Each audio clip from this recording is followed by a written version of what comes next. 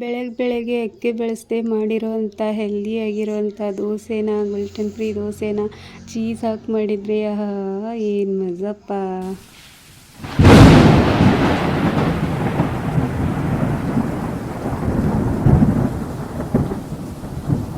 Hello friends, welcome back to my YouTube channel. I hope ಎಲ್ಲರೂ ಚೆನ್ನಾಗಿದ್ರು ಅಂದ್ಕೊಂಡಿದ್ದೀನಿ. ಇದು ದೋಸೆ. ನಾನು ಯಾವುದೇ ಅಕ್ಕಿ ಬೆಳೆಸಿಲ್ಲ, ರವೆ ಬೆಳೆಸಿಲ್ಲ, ಮೊಸರು ಹಾಕಿಲ್ಲ. ಆದರೂ ಇನ್ಸ್ಟೆಂಟಾಗಿ ಆಗಲ್ಲ ಈ ದೋಸೆ. ಬನ್ನಿ ಹೇಗೆ ಮಾಡಿದ್ದೀನಿ ಅಂತ ನೋಡಿ. ನಾನು ಮಾಡಿರೋ ಥರ ಈ ಥರ ಮಾಡಿಬಿಟ್ಟು ಪಿಜ್ಜಾ ಕಟ್ಟರಿಂದ ಕಟ್ ಮಾಡಿಬಿಟ್ಟು ಟಿಫನ್ ಬಾಕ್ಸಲ್ಲಿ ನಿಮ್ಮ ಮಕ್ಕಳಿಗೆ ಹಾಕ್ಕೊಟ್ರೆ ತುಂಬಾ ಚೆನ್ನಾಗಿರುತ್ತೆ. ಚೀಸು ಹಾಕಿದ್ದೀನಿ. ಸಖತ್ ಚೀಸಿ ಅನ್ನಿಸ್ತಾ ಇತ್ತು. ಒಳಗೆ ಮೇಲೆಯಿಂದ ಕ್ರಿಸ್ಪಿ, ಒಳಗಡೆ ಸಾಫ್ಟಾಗಿ ತಿನ್ನೋಕ್ಕೆ ಸಖತ್ ಮಜಾ ಬಂತಪ್ಪ. ನೋಡಿ, ನಾನು ಇದು ಮಾಡಿರೋದು ಜೋಳ ದೋಸೆ. ಜೋಳನ ನಾನು ಬೆಳಗ್ಗೆ 11 ಗಂಟೆಗೆ ಹಿಂಗೆ ನೆನೆಸಿಟ್ಟಿದ್ದೆ. ಜೋಳ ನೆನೆಯೋಕ್ಕೆ ಸ್ವಲ್ಪ ಜಾಸ್ತಿನೇ ಟೈಮ್ ಹಿಡಿಯುತ್ತೆ, ಆದರೂ ಒಳ್ಳೆ ಹೆಲ್ದಿಯಾಗಿರುತ್ತೆ, ಟೇಸ್ಟಿಯಾಗಿರುತ್ತೆ. ಅದಕ್ಕೆ ಮೆಂತ್ಯನೂ ಹಾಕಿದೆ 1 ಸ್ಪೂನಷ್ಟು. ಅದು ಅರ್ಧ ಕಿಲೋ ಅಷ್ಟು ಜೋಳ ಇದೆ, ಅದನ್ನು ನೆನೆಕಿದ್ದೀನಿ. ಇದನ್ನು ನೈಟ್ ನೆನೆಕಿದ್ದೀನಿ ನಾನು, ಯಾಕೆಂದರೆ ಉದ್ದಿನಬೇಳೆ ಬೇಗ ನೆನೆಯುತ್ತೆ. ನೈಟ್ ನೆನೆಸಿದ್ದೀನಿ. ಇವಾಗ ಅದು 11 ಗಂಟೆಗೆ ನೆನೆಸಿದ್ದು. ನೈಟು 12 ಗಂಟೆಗೆ ಹಂಗೆ ರುಬ್ಬಬೇಕಿತ್ತು, ಆದರೆ ನಾನು ರುಬ್ಬಿಲ್ಲ, ಇನ್ನೂ ಚೆನ್ನಾಗಿ ನೆನೆಯಲಿ ಅಂತ ಇದನ್ನು ಬೆಳಗ್ಗೆನೇ ರುಬ್ಬಿದೆ. ಮಾರ್ನಿಂಗು ಬೇಗ ಎದ್ದುಬಿಟ್ಟು 6 ಗಂಟೆಗೆ ಹಂಗೆ ಇದನ್ನು ಮತ್ತು ಎಲ್ಲನೂ ಒಟ್ಟಿನಲ್ಲಿ ಮಿಕ್ಸರ್ದಾಗ ಹಾಕಿ ಗಿರ್ರ ಅಂತ ರುಬ್ಬೇ ಬಿಟ್ಟೆ. ನೋಡಿ ಎಷ್ಟು ಚೆನ್ನಾಗಿ ನೆಂದಿದೆ ಅಂತ. ಈ ನೀರೆಲ್ಲ ವೇಸ್ಟ್ ಮಾಡಲಿಲ್ಲ ನಾನು, ಬಬ್ಬಲ್ಸ್ ಎಲ್ಲ ಚೆನ್ನಾಗಿ ಬಂದಿದೆ. ಇವಾಗ ಜೋಳ ರುಬ್ಬಷ್ಟರಲ್ಲಿ ನಾನು ಇದನ್ನು ನೆನೆ ಹಾಕ್ತಾಯಿದ್ದೀನಿ. ಇದು 2 ಮುಟ್ಟಿ ಅವಲಕ್ಕಿ, ದಪ್ಪ ಅವಲಕ್ಕಿ ಚೆನ್ನಾಗಿ ತೊಳೆದ್ಬಿಟ್ಟು ನೆನೆ ಹಾಕ್ತಾಯಿದ್ದೀನಿ. ನೋಡಿ, ಇವಾಗ ಜೋಳನ ರುಬ್ಕೋತಾ ಇದ್ದೀನಿ ನಾನು ಚೆನ್ನಾಗಿ.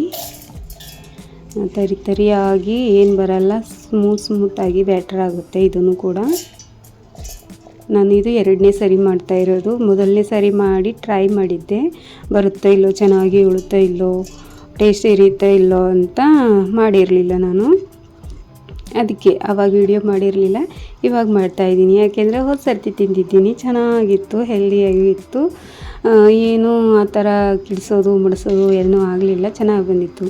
ನೋಡಿ, ರುಬ್ಕೊಂಡೆ ಎಷ್ಟು ಚೆನ್ನಾಗಿ ಸ್ಮೂತಾಗಿ ಬಂದಿದೆ ಅಂತ. ಒಳ್ಳೆ ಅಕ್ಕಿ ದೋಸೆ ಥರನೇ, ಅಕ್ಕಿ ಹಿಟ್ಟಿನ ಥರನೇ ಕಾಣಿಸ್ತಾ ಇದೆ. ಇವಾಗ ಜೋಳ ಎಲ್ಲ ರುಬ್ಕೊಂಡಿದ್ದೀನಿ ನಾನು, ರುಬ್ಕೊಂಡು ಒಂದು ಡಬ್ಬಿಗೆ ಹಾಕಿದ್ದೀನಿ. ಇವಾಗ ಇದಕ್ಕೆ ಅವಲಕ್ಕಿನೂ ಹಾಕ್ತಾಯಿದ್ದೀನಿ. ಅವಲಕ್ಕಿ ಬೇಗನೆ ನೆನೆಯುತ್ತಲ್ಲ, ಇದನ್ನು ರುಬ್ಕೊಂಡೆ. ಮತ್ತು ಇವಾಗ ಇದು ಉದ್ದಿನಬೇಳೆ, ಅದು ಜೋಳ ಅರ್ಧ ಕಿಲೋ ಜೋಳ ಹಾಕಿದ್ದೀನಿ ನಾನು. ಇದು 1 ಗ್ಲಾಸಷ್ಟು ಉದ್ದಿನಬೇಳೆ ತೊಗೊಂಡೆ. ನಾನು ನೆನೆಕ್ಕಿರೋದು 2 ಗ್ಲಾಸು, 1 ಗ್ಲಾಸಷ್ಟು ತೊಗೊಂಡೆ. ಇನ್ನೂ 1 ಗ್ಲಾಸ್ದು ವಡೆ ಮಾಡಿ ಹಾಕಿದ್ದೀನಲ್ಲ, ಇದೇ ಹಿಟ್ಟಿಂದ ಮಾಡಿದ್ದು ನಾನು, ಅಂದರೆ ಇದೇ ಉದ್ದಿನಬೇಳೆಯಿಂದ. ನೋಡಿ, ಎಲ್ಲನೂ ರುಬ್ಕೊಂಡು ಈ ಡಬ್ಬಿಗೆ ಹಾಕಿದೆ. ಈ ಡಬ್ಬಿಯಲ್ಲಿ ಉಪ್ಪು ಹಾಕ್ತಾಯಿದ್ದೀನಿ, ಯಾಕೆಂದರೆ ಇವಾಗ ಬೆಳಗ್ಗೆ ಅಲ್ವಾ, ಇದನ್ನು ಹಿಟ್ಟನ್ನು ಜಾಸ್ತಿ ಹೊತ್ತು ನೆನೆಸಬಾರ್ದು. ಅಕ್ಕಿ ಹಿಟ್ಟು ಹೆಂಗೆ ನಾವು 12 ಅವರ್ ನೆನೆಸ್ತೀವಲ್ಲ, ನೈಟೆಲ್ಲ ಬೆಳಗ್ಗೆ ನೆನೆ ಹಾಕಿ ರಾತ್ರಿ ಎಲ್ಲ ನೆನೆಸ್ತೀವಲ್ಲ ರುಬ್ಬಿಟ್ಟು, ಆ ಥರ ಮಾಡಬಾರ್ದು. ಇದಕ್ಕೆ 3ರಿಂದ 4 ತಾಸು ನೆನೆ ಹಾಕಿದರೆ ಮುಗೀತು, ಚೆನ್ನಾಗಿ ಬರುತ್ತೆ. ಜಾಸ್ತಿ ಹೊತ್ತು ನೆನೆಕಿದ್ರೆ ಇದು ಹುಳಿ ಹೊಡೆಯುತ್ತೆ. ಅದಕ್ಕೆ ಉಪ್ಪು ಹಾಕಿಬಿಟ್ಟು ನಾನು ಇದನ್ನು 3ರಿಂದ 4 ತಾಸು ಬಿಟ್ಟೆ. ನೋಡಿ ಎಷ್ಟು ಚೆನ್ನಾಗಿ ಉಬ್ಕೊಂಡು ಬಂದಿದೆ ಹಿಟ್ಟು, ಚೆನ್ನಾಗಿ ಬಂದಿದೆ ಅಲ್ವಾ ಹಿಟ್ಟು. 6ಕ್ಕೆ ರುಬ್ಬಿದ್ದೆ, 7, 8, 9 ಗಂಟೆವರೆಗೂ 9:30 ತನಕ ನೆನೆ ಹಾಕಿದೆ. ಎಷ್ಟು ಚೆನ್ನಾಗಿ ಬಂದಿದೆ ನೋಡಿ ಹಿಟ್ಟು, ಚೆನ್ನಾಗಿ ಬಂದಿದೆ. ಇವಾಗ ಹಂಚಿಟ್ಬಿಟ್ಟು ಅದಕ್ಕೆ ಹಾಕಿದೆ ನಾನು. ಹಂಚನ್ನ ನಾನು ತುಂಬ ಹೊತ್ತಿಂದ ಇಟ್ಟಿದ್ದೆ. ಇಟ್ಬಿಟ್ಟು ನಾನು ಚಟ್ನಿ ಮಾಡ್ಕೊಳ್ಳೋಕ್ಕೆ ಇದು ಕೊಯ್ತಾ ಇದ್ದೆ ಕೊಬ್ಬರಿನ. ಅದಕ್ಕೆ ಇದು ತುಂಬಾ ಕಾಯ್ದುಬಿಟ್ಟು ದೋಸೆ ಹಾಕಿದ ತಕ್ಷಣ ಅದು ಅಲ್ಲೇ ಮೆತ್ಕೋತಾ ಇತ್ತು. ಹಿಟ್ಟಿಂದ ಅಂತ ತಿಳ್ಕೊಬೇಡಿ, ಹಿಟ್ಟಿಂದ ತುಂಬಾ ಚೆನ್ನಾಗಿ ಬಂದಿದೆ ದೋಸೆ. ಇದು ಹೆಂಚು ಕಾದಿರೋ ಥರ ಅದಕ್ಕೆ ಆಗಿದೆ. ಆಮೇಲೆ ಈ ಥರ ಎಲ್ಲ ಸ್ಪ್ರೆಡ್ ಮಾಡ್ಕೊಳ್ಳಿ ನೀವು ಚೆನ್ನಾಗಿ. ತುಂಬ ಕ್ರಿಸ್ಪಿ ಮತ್ತು ತೆಳ್ಳಗಾಗಿ ಬಂದಿವೆ. ನಾನು ತುಂಬಾ ತೆಳ್ಳಗೆ ಹೊಯ್ತೀನಿ ದೋಸೆನ. ದಪ್ಪ ಹಾಕಿದರೆ ಇನ್ನೂ ಬೇಗ ಚೆನ್ನಾಗಿ ಎದ್ದೇಳುತ್ತೆ. ನೋಡಿ ಎಷ್ಟು ಚೆನ್ನಾಗಿ ಬಂದಿದೆ ಅಂತ. ನಮ್ಮದು ದೋಸೆ ಹೆಂಚು ತುಂಬಾ ಹಳೆಯದಾಗಿದೆ, ಒಂದು ನ್ಯೂ ತರಬೇಕು. ಇದು ನಮ್ಮದು 4ನೇ ಹೆಂಚಿನ ದೋಸೆ ಬೇಗ ಬೇಗ ಹಾಳಾಗುತ್ತೆ ನಮ್ಮ ಮನೇಲಿ. ನೋಡಿ ಸೆಕೆಂಡ್ ದೋಸೆ ಎಷ್ಟು ಚೆನ್ನಾಗಿ ಬರ್ತಾಯಿದೆ ಅಂತ. ಯಾಕೆಂದರೆ ನಾನು ಹಂಚಿಮೇಗೆ ನೀರು ಬಡಿದ್ಬಿಟ್ಟು ಅದನ್ನು ಹಿಂಗೆ ಮಾಡಿಬಿಟ್ಟು ಮತ್ತೆ ಹಾಕ್ತಾಯಿದ್ದೀನಿ. ಆವಾಗ ಸ್ವಲ್ಪ ಹಂಚ ದೋಸೆ ಕೂಲಾಗಿತ್ತು. ಇದು ಎಷ್ಟು ಚೆನ್ನಾಗಿ ಬಂದಿದೆ ಅಂತ. ಆಯಿಲು ಇಲ್ಲ ತುಪ್ಪ ಏನಾದರೂ ಹಾಕ್ಕೊಂಡು ಚೆನ್ನಾಗಿ 2 ಕಡೆ ಸುಟ್ಕೊಳ್ಳಿ. ನೋಡಿ ಎದ್ದೂ ಚೆನ್ನಾಗಿ ಬರ್ತಾಯಿದೆ. ಇದು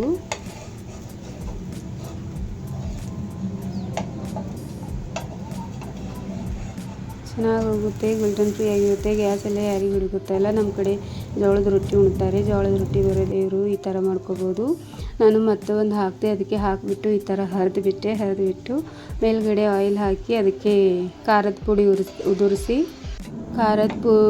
ಉದುರಿಸ್ಬಿಟ್ಟು ಆ ಕಡೆ ಆಲೂ ಪಲ್ಯನ ಮೆತ್ತಿಬಿಟ್ಟು ಮತ್ತು ಈಗ ಸೈಡು ನಿಮಗೆ ಈರುಳ್ಳಿ ಬೇಕಂದರೆ ಇಟ್ಕೊಳ್ಳಿ. ನನಗೆ ಹಸಿ ಈರುಳ್ಳಿ ತಿನ್ನು ಅಂದರೆ ಒಂಥರ ಆಗುತ್ತೆ, ಜಾಸ್ತಿ ಯೂಸ್ ಮಾಡಲ್ಲ ನಾನು ಹಸಿ ಉಳ್ಳಾಗಡ್ಡಿ ತಿನ್ನೋಕ್ಕೆ, ಅದಕ್ಕೆ ಇಟ್ಕೊಳ್ಳಿಲ್ಲ.